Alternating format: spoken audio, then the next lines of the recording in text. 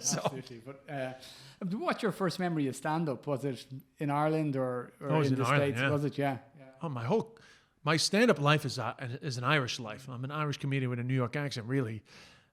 So I was in college in UCC. I was in the Drama Society.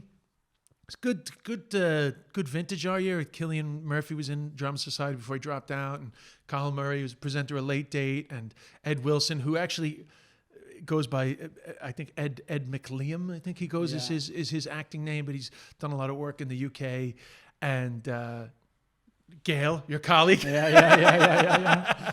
There's a lot of us from that UCC vintage. Anyway, I had been into stand-up when I was a kid in the 80s. There was a lot of stand-up on TV in the States.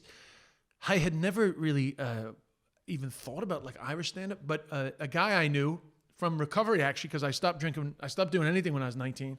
A guy I knew from recovery had started to be the resident MC of this kind of college comedy night at Gorby's in Cork. So they called it Gorby's Comedy Club, but really it was kind of like a student comedy night, Wednesdays and Sundays. He was the host, and they were bringing headliners over from the UK.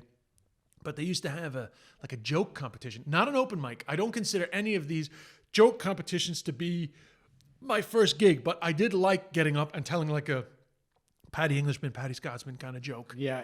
That's all you're supposed to do. Is at the end of the night, and audience applause, the winner would win a bottle of Bugfast. Now, I didn't need a bottle of Bugfast. I wasn't a drinker, but after a couple of them, I think one time I started like improvising a little bit. I think I just like talked about something that had just happened to me. I think I started making fun of the toilets in there. Yeah.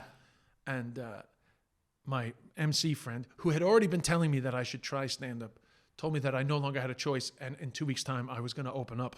I was going to be the opener. And my first gig was 2 weeks later, but he told me I had to do 20 minutes because they didn't really have like an open mic culture there. Yeah, it wasn't like a mature comedy scene. He had done the Cellar up in Dublin. He had a lot of stand-up experience, but down there in terms of like nurturing new comics. So my first gig was 2 weeks later. I did 20 minutes in Gorby's, 1997. It's a lot of material for It first was gig. a lot. I mean, I must have been, a lot of it must have been rubbish, but I remember I started strong and I finished strong. Obviously, I had a lot of filler. No comedian should be doing 20 minutes. But the one thing I was comfortable on stage. I'd already done tons of plays. And, like we used to have these galas in the UCC Dramat, like at the beginning of the year, people would do sketches and stuff. And I used to host them. So I already felt comfortable on stage. And that's a big thing because people often talk about going from being funny with your mates to being funny on stage, and that kind of, mark that you have to take to be comfortable on stage. And yeah, the stage part definitely was not intimidating to me, but the stand-up part was. I mean, I really was literally shitting it, I think is the proper term to use, because I remember saying to my friend, I understand where that term comes from, because I literally thought that I could have an accident. Like, that's how nervous I was. Yeah. I couldn't control my digestive system. So it's actually a good term. People might not understand it until you have that experience. I know that public speaking is a lot of people's greatest fear, and I don't know what level of like nerves that they get, but that was honestly the most nervous I've ever been in my life. I mean, it was so intense. I remember the release of that intensity was a lot, and I remember feeling like it was a success. I mean, I'm sure that the middle part of it was pretty rubbish, but it was quite supportive audience, a lot of friends there, and the beginning and the end did go well. And actually, from that first gig, I had realized that, as an American talking about Cork, because, Cork was like a lot of my early material, but it was that first show. I was like, American talk about Cork, you do a Cork accent. It gets a huge reaction.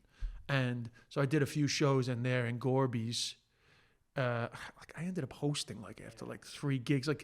I just ended up doing too much too quick, but I guess it was good for me. Good for you. And then I got sucked into the Dublin scene.